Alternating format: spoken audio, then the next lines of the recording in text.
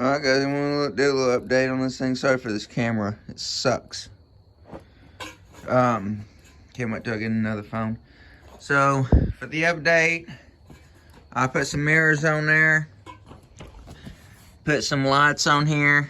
They do help in the dark a lot.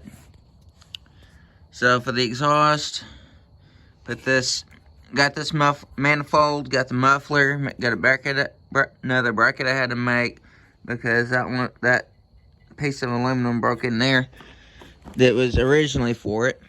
And then here I added, see here you have your regular exhaust pipe.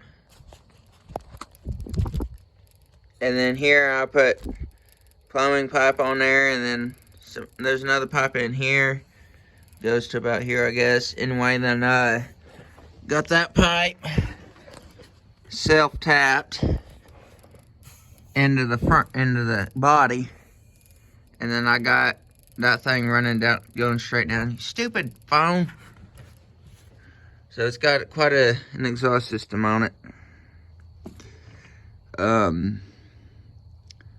So I kind of went through this Nicky 6 carburetor.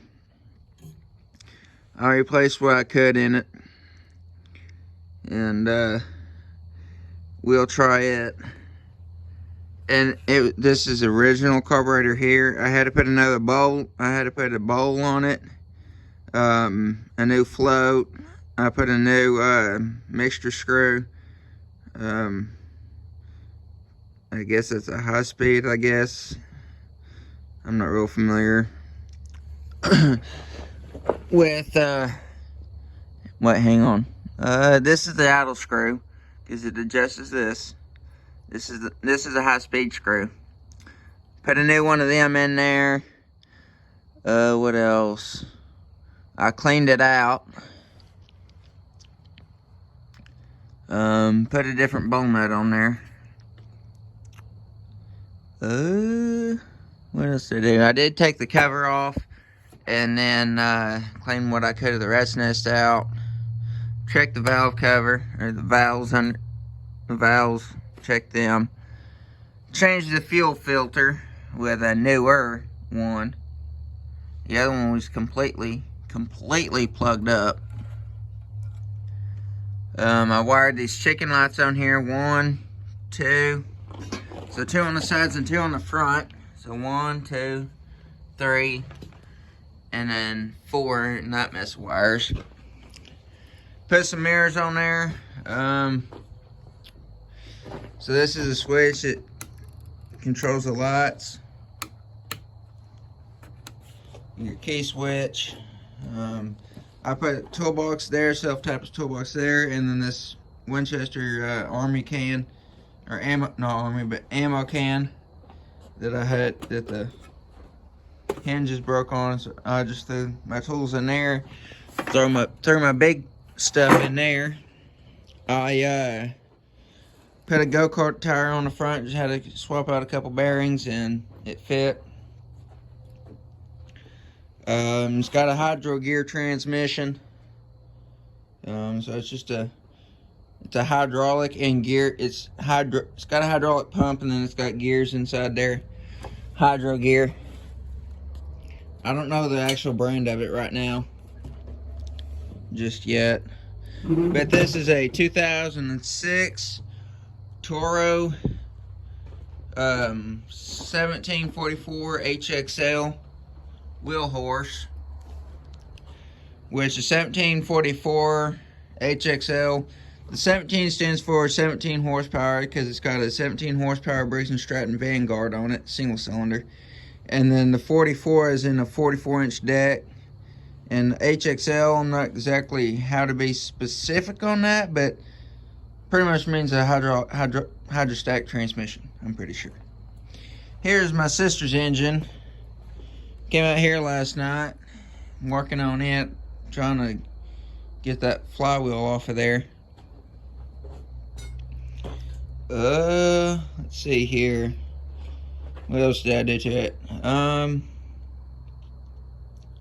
See, so I put that fuel filter, clean the rat's nest, put this exhaust on there, put 2 mirrors on there,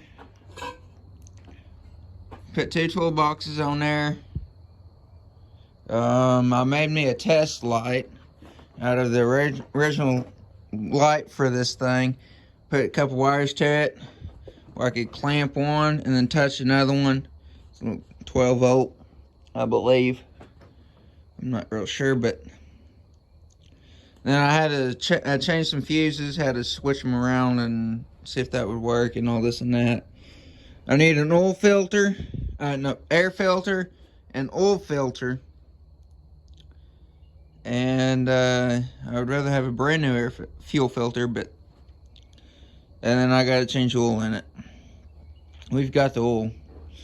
I just don't have the oil filter or the air filter. And I cannot wait to change the oil in the oil filter, because that oil filter's been on there for quite a while, looks like. And I don't know what's in it, but so this thing's got a 17 horsepower overhead valve, Power Plus, 17 horsepower Briggs & Stratton Vanguard single cylinder engine on it. It's got a cast iron sleeve for the cylinder, 2-year warranty, pressure lubrication with spin-on oil filter. So the oil system is pressurized and then sprayed into spots. Designed to Toro specifications by Briggs & Stratton. So you got that Toro deal on there. Model number 312777. The type number 0128-E1.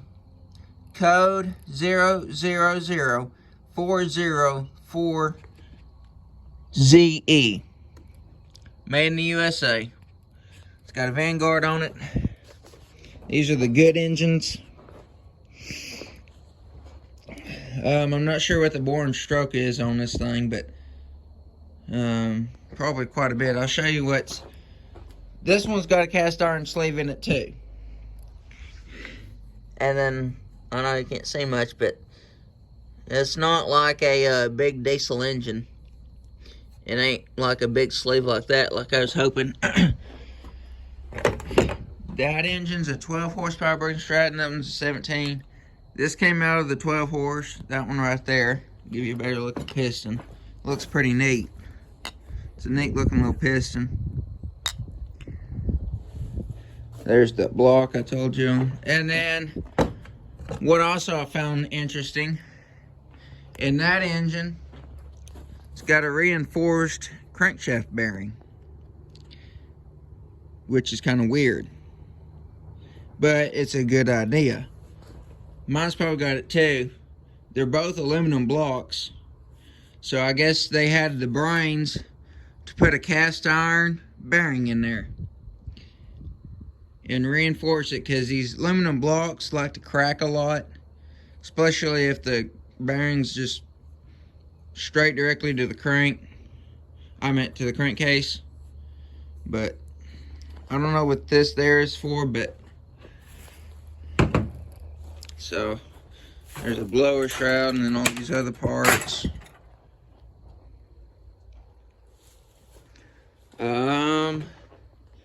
This thing's got like brand new tires on it. The backs of them still have the little nubs on them. That one does too, just a little bit. And then that tire is definitely not new. So I guess I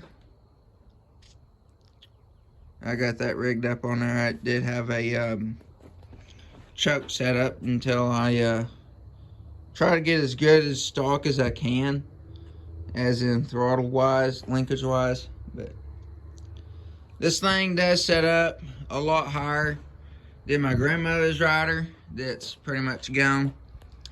Well, it is gone. It ain't got no life left in it. Anyway, does set up a lot higher. It's got a bigger seat in it, I believe. It is easier to turn over. I took it on the side of that pond bank right there and almost flipped it.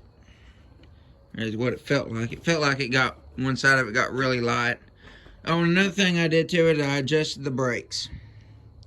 So the brakes actually are what they're supposed to be, and it's not as hard on the transmission. Maybe go faster.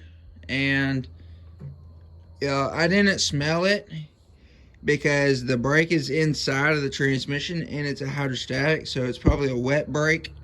If it's not a wet brake, it's enclosed at least. Anyway, got the deck off of it now. It's sitting over here. Got the 44-inch deck sitting here. Right there, a bunch of stuff on top of it, and then I try to make it work and drive over it. And then I got this thing, which I rigged up. It's supposed to have a big John Deere trailer bed on it, and some different tires, but I rigged all this up, and it works for what I've been using it for so far. I may modify that bed, the John Deere bed, a whole lot and fit it on there, but still thinking about it. I'm not sure yet. Show you underneath it, we need a new belt for it, new drive belt, because it's you can see it's cracked. There's a hydro gear transmission. See it on that white tag at the very top, which on the camera would be all the way to the very right, but it's at the top of the tag right there. There's you the model, there's you the numbers and everything. There's my exhaust running through there, and then goes to that muffler. And you see that's the brake I adjusted. You can see it's a little wet. I put some oil on it, try to free it up a little bit better. Here's your, I don't know what to call this, a little assembly that makes your, I'm gonna push the go button. Now reverse. That's reverse, that's forward. So, yeah, I fixed the tires and got all that fixed. The front tires is the only one I had to fix. I just aired up the back ones, that was it. Anyway, I'll see you in the next video.